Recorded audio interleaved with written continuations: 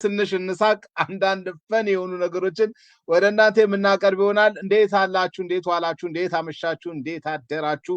በየሰፈራችሁ በየሀገራችሁ የሰዓት አቆጣጠር አማን ለኩለክሙ እንላለን። ሰላም ለሁላችሁም ይሁን። አማን ነው ወይ? ማማን ገባ ኬክ ገባችሁ? ይሄ ሰዓት እስቲ ለነማን ነው ምቹ? የግጥም አድባር ትላለህ። ክቡራትና ክቡራን ጥበብ የጠራን ሰዎች ነን።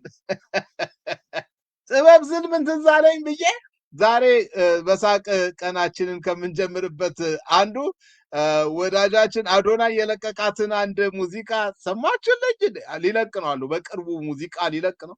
ይመችህ አባዬ እንላለን። ምክንያቱም እንግዲህ የማህበረሰባችን እሰይ እሰይ እሰይ ያበጀህ የኛን ወጋ ካለ ማድረግ አይቻልም። ዝም ብሎ በሁሉም ነገር ውስጥ መንቦራጨቅ ይመጣል። ወዳጄ ልቤ ሰሞኑን ዘፈን ይለቅላችኋል። አዶናይ የተባለው መቼም ጉደኛ ነው። እኔ በጣም ነው የገረመኝ። ቴዲ አፍሮ ጉድ ፈላ የሚያሰኝ ነው አሉ ዘፈኑ። ሰምታችሁታል? አፈርሶን በሱን ጀምር መሰለኝ። አጋጣሚ ነገሮች ስለተገጣጠሙ ነው እንጂ በሱ አልነበረም የምንጀምረው። ግን እስቲ በሱን ጀምር። ይኸውላችሁ፣ ዝግጁ ናችሁ? ዝግጁ ናችሁ ወይ? ታምረኛው የኪነ ጥበብ ባለሙያ መጣላችሁ። በቃ ቴዲ አፍሮ ጉዱ ፈላ።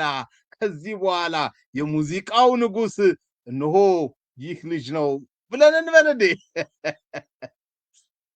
አይማማ ኢትዮጵያ፣ አይማማ ኢትዮጵያ። ላሰማችሁ ወዳጆች፣ ይኸውላችሁ ደሌ እንዳጎደለኝ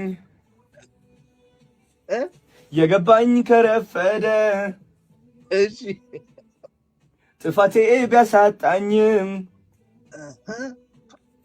ዛሬ ትላንት አይደለም።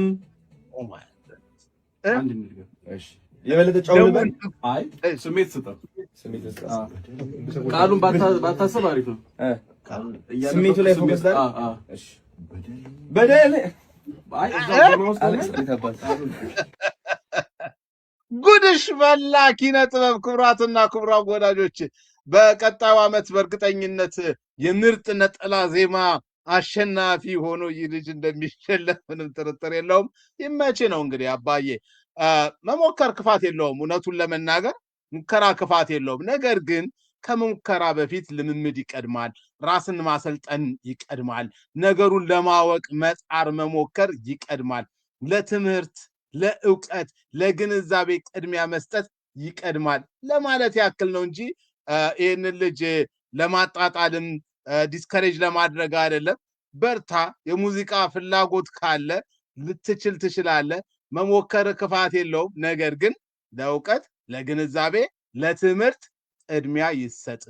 ዘሎ ማይክ መጨበጥ፣ ዘሎ መድረክ ላይ መውጣት ዋጋ የለውም፣ ትክክልም አይደለም። ለሌሎች ልጆች አይበረታታም።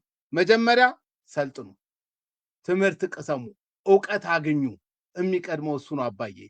ወጡ ሳይወጠወጥ ወስከንባዩ ቂጥ።